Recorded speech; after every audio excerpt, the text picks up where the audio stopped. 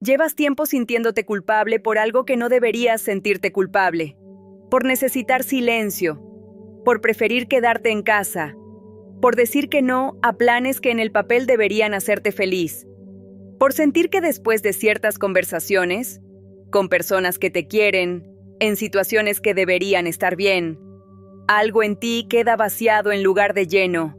Y el mundo tiene un nombre para eso, que eres antisocial, que algo está mal, que deberías salir más, relacionarte más, estar más disponible, que una mujer sana no necesita tanto tiempo sola. Y en algún momento, después de escucharlo suficientes veces, empezaste a preguntarte si tendrían razón. Jung documentó algo sobre esa mujer que la psicología moderna todavía no sabe cómo explicar bien. Algo que no es lo que esperas. Algo que cambia completamente cómo lees esa necesidad que llevas tanto tiempo llamando defecto. Pero antes de decirte qué es, necesito contarte algo sobre lo que le cuesta a la psique femenina vivir en exposición constante. Porque hay un mecanismo que opera en ti cada vez que entras en un entorno social. Un mecanismo que Jung identificó con precisión. Y hasta que no lo veas con claridad, no vas a poder entender por qué el silencio no es lo que el mundo dice que es. Quédate. Esto es para ti. Quiero contarte la historia de una mujer que voy a llamar Elena. Elena tenía 44 años y desde fuera su vida tenía todo lo que se supone que debería tener. Trabajo que le gustaba, relaciones que funcionaban, una agenda llena de personas que la querían. Pero por dentro, algo llevaba meses sintiéndose extraño. No mal, extraño. Las reuniones que antes esperaba empezaron a pesarle antes de llegar. Las conversaciones que antes la llenaban empezaron a dejarla con una sensación de vacío al terminar. Y el silencio, ese silencio que antes le daba miedo, empezó a ser lo único que verdaderamente la restauraba. Su familia dijo que estaba deprimida. Sus amigas dijeron que se estaba volviendo antisocial. Su pareja le preguntó si le había pasado algo. Ella misma buscó en internet los síntomas de la depresión. No encajaban del todo, porque Elena no se sentía triste. Se sentía cansada de una forma muy específica. Cansada de ser la versión de sí misma que todos conocían y esperaban. No cansada de vivir. Cansada de vivir tan hacia afuera. Y en los momentos en que lograba estar sola, cuando todos se habían ido a dormir, cuando el teléfono estaba en silencio, cuando no había nadie que necesitara nada de ella, algo en su pecho se aflojaba de una forma que no podía describir, pero que reconocía como la única forma de descanso que verdaderamente funcionaba. Jung habría dicho que todas se equivocaban. Habría dicho que Elena estaba despertando. ¿Reconoces algo de Elena en ti? Cuéntame en los comentarios con una sola frase. No tienes que explicar nada. Solo la frase. Lo que escribas le va a decir a alguien más que no está sola en esto. Para entender lo que le estaba ocurriendo a Elena, necesito explicarte el mecanismo que prometí al principio. Cada vez que una mujer entra en un entorno social, ocurre algo tan automático que la mayoría ya no lo nota. Se calibra. Ajusta el volumen de su voz. Modifica la intensidad de sus opiniones. Suaviza lo que podría generar fricción. Monitoriza las reacciones del entorno y ajusta su presencia en función de lo que percibe que necesitan de ella. No porque sea falsa, sino porque aprendió muy pronto, antes de tener palabras para nombrarlo, que ciertas partes de ella eran demasiado intensas, demasiado directas, demasiado incómodas para los demás, y que la forma de ser amada era hacer esas partes más pequeñas. Jung llamó a la versión que emerge de ese proceso la persona. La versión de ti que aprendió a funcionar en el mundo de los otros. La que sabe exactamente qué mostrar y qué guardar. La que ha calibrado su presencia durante tanto tiempo que la calibración ya no parece calibración, parece identidad. Y durante años esa versión funciona.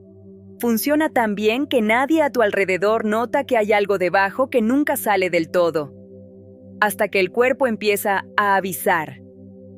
La mandíbula apretada al final del día que no recuerdas haber apretado.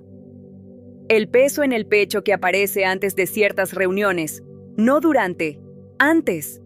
Como si tu sistema interno ya supiera lo que vas a hacer y ya estuviera pagando el costo por adelantado.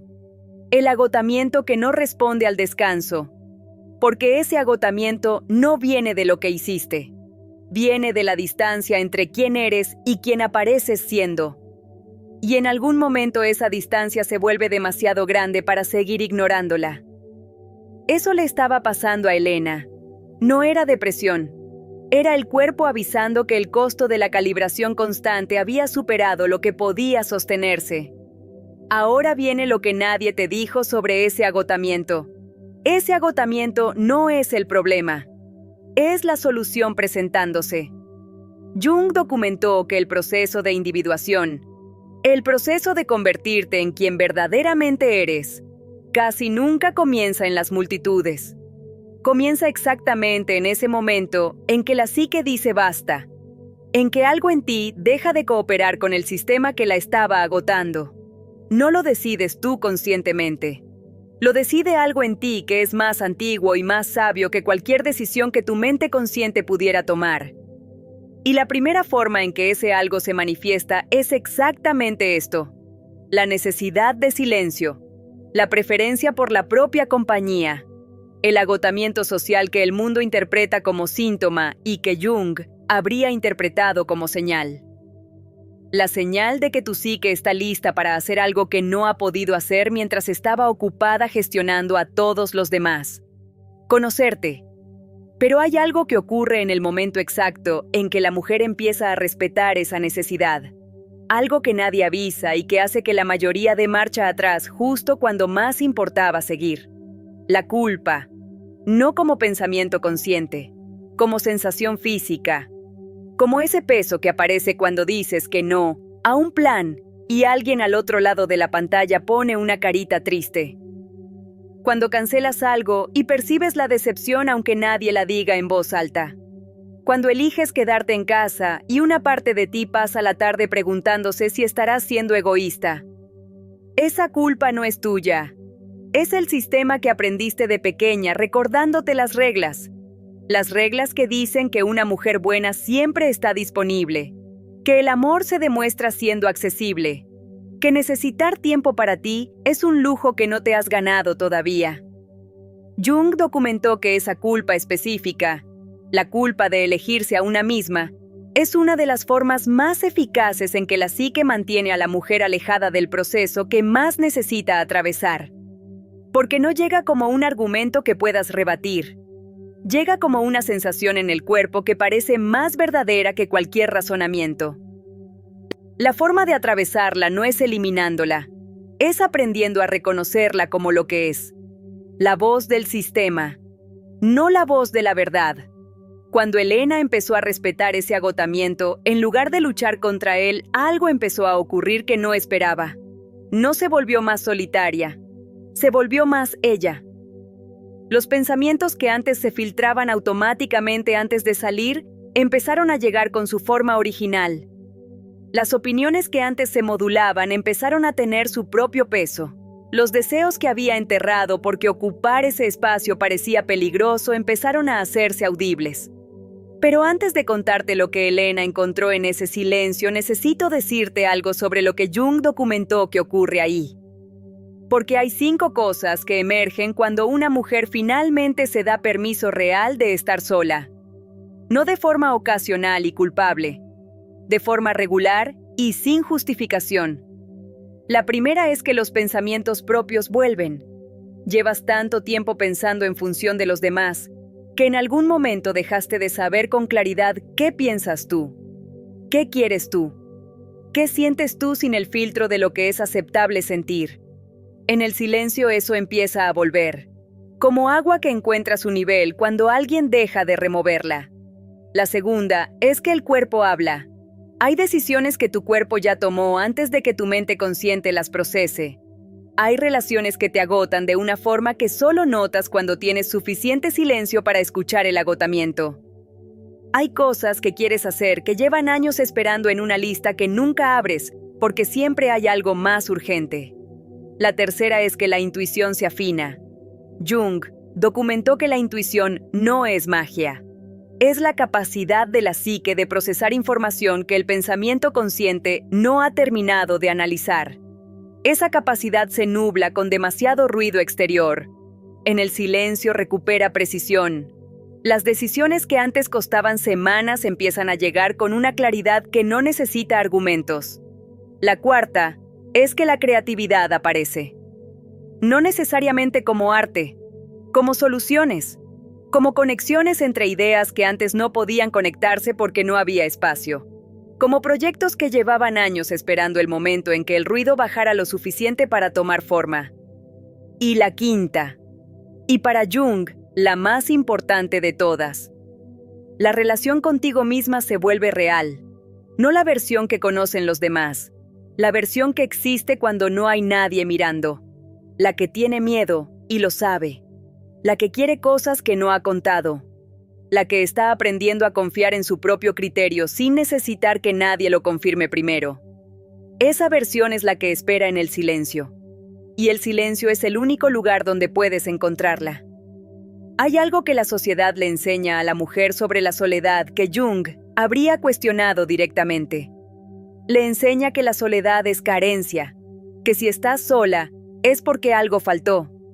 Le enseña que el tiempo a solas es tiempo perdido, que el valor de los momentos se mide en cuánta gente los comparte. Le enseña que necesitar silencio es debilidad, que la mujer sana es la que puede estar con otros sin agotarse. Y bajo esa lógica, la mujer que necesita soledad profunda y regular para funcionar desde su centro, aprende a leer su propia necesidad como defecto. Jung documentó exactamente lo contrario.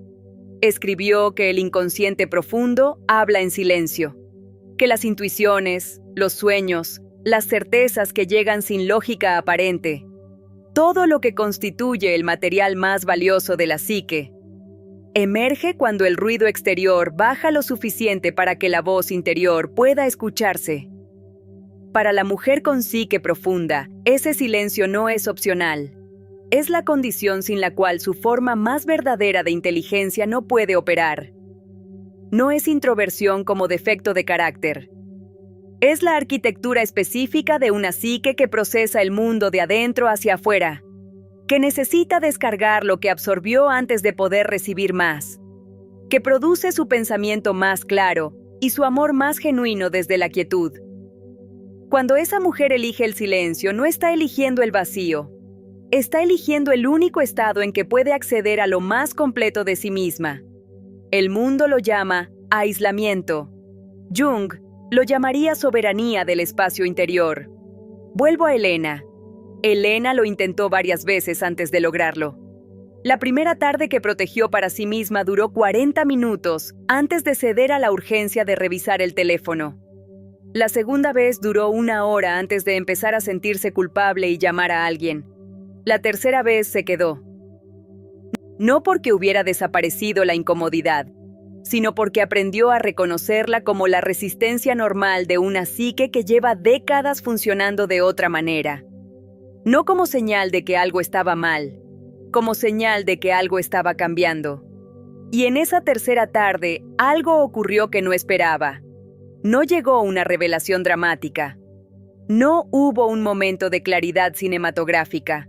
Lo que llegó fue más pequeño y más real. Llegó una pregunta que llevaba años esperando ser hecha. Tan simple que al principio no supo qué hacer con ella. ¿Qué quiero yo? No para los demás, no en función de nadie, solo ella, solo eso. Y el hecho de que no pudiera responderla de inmediato, el hecho de que tuviera que quedarse con ella en silencio durante un buen rato, antes de que algo parecido a una respuesta tomara forma, le dijo más sobre cuánto tiempo llevaba perdida que cualquier cosa que alguien le hubiera dicho. Jung llamó a ese momento el inicio de la individuación real, no cuando decidiste cambiar, cuando empezaste a escucharte. Y cuando Elena empezó a hacerlo, algo más ocurrió que tampoco esperaba. Sus relaciones cambiaron de calidad, no porque se volviera distante, porque dejó de necesitar que las relaciones la completaran. Y cuando una mujer entra en contacto con otra persona sin esa necesidad de ser completada, la conexión que se produce es completamente diferente. No es la conexión de dos vacíos que se buscan. Es la conexión de dos presencias que eligen estar. Sus relaciones se volvieron menos, pero se volvieron reales. Ahora vuelve al principio. A esa culpa que sentiste la última vez que elegiste el silencio sobre el ruido. Que dijiste que no sin tener una excusa concreta que ofrecer. Que cerraste la puerta y algo en ti respiró. ¿Qué nombre le das ahora a ese momento? Si lo que sientes es reconocimiento, la sensación de que ese momento no era un síntoma sino una señal, Jung habría dicho que tu psique ya sabe lo que necesita. El paso que queda es aprender a darle ese espacio sin el peso de la culpa de quien cree que elegirse a sí misma es egoísmo. No es egoísmo. Es el acto más necesario que existe para una mujer que quiere amar desde la plenitud y no desde el vacío. Jung lo escribió hacia el final de su vida con una claridad que pocas veces usó. Escribió que la mujer que encuentra su centro en el silencio no se vuelve menos capaz de amar. Se vuelve capaz de amar por primera vez desde un lugar que no drena. Y que el camino hacia esa plenitud pasa inevitablemente por aprender a estar sola de una forma que el mundo llama aislamiento. Y que Jung habría llamado con otro nombre completamente diferente. El regreso a casa. No estás sola porque algo falta. Estás sola porque algo está llegando. Y ese algo, aunque todavía no tenga nombre claro para ti, es la versión más completa de quien eres cuando nadie necesita nada de ti. Esa versión te está esperando en ese silencio que elegiste. Cuéntame en los comentarios qué es lo que encuentras cuando estás sola, que no puedes encontrar cuando estás con otros. Solo una frase. Sin explicación. Y si hoy quieres declararlo, mi soledad no es vacío, es el lugar donde más completamente soy yo. Hecho está. Nos vemos en el siguiente video.